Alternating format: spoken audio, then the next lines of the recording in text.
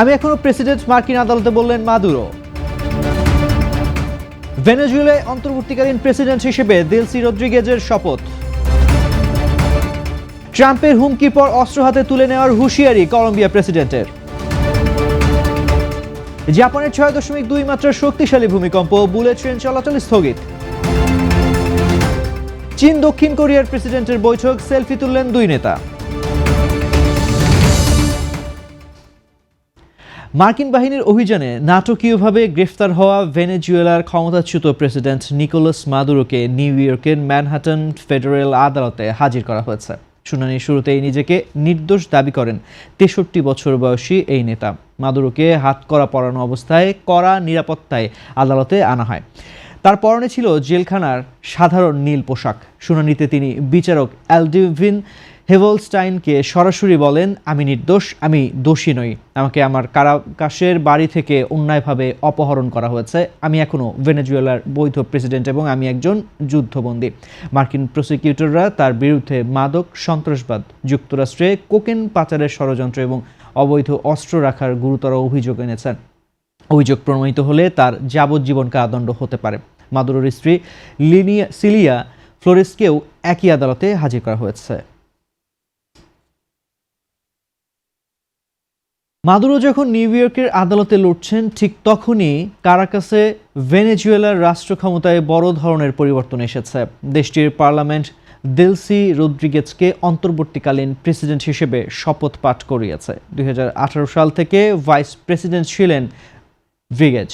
তিনি এই ক্ষমতা গ্রহণকে দেশের জন্য বেদনাদায়ক ও সংকটময় মুহূর্ত হিসেবে বর্ণনা করেন। তবে শপথ নেওয়ার পরপরই রদ্রিগেজের কণ্ঠে নমনীয় সুর শোনা গেছে। তিনি মার্কিন সরকারের উদ্দেশ্যে বলেন, আন্তর্জাতিক আইনের কাঠামোর মধ্যে থেকে আমরা যুক্তরাষ্ট্রের সাথে সহযোগিতার ভিত্তিতে কাজ করতে আগ্রহী।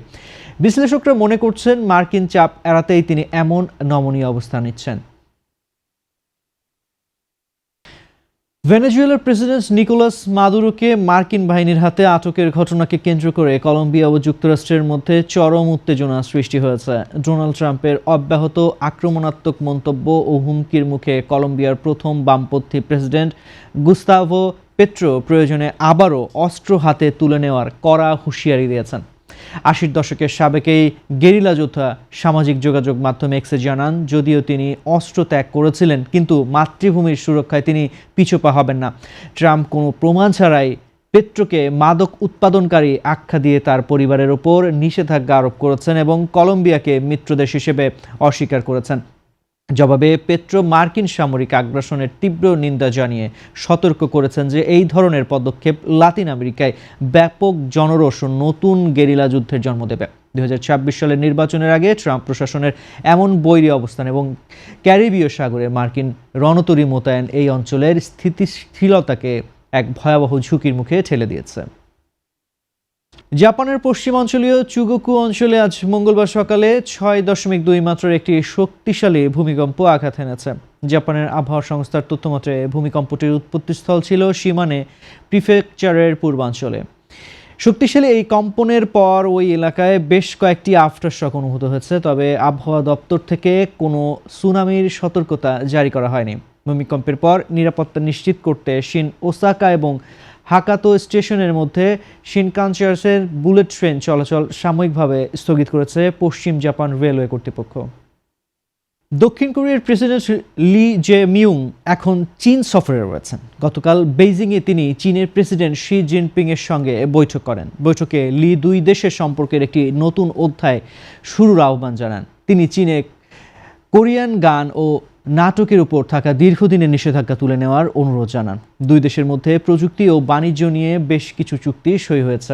বৈঠকে উত্তর কোরিয়ার ক্ষেপণাস্ত্র সমস্যা নিয়েও আলোচনা হয়।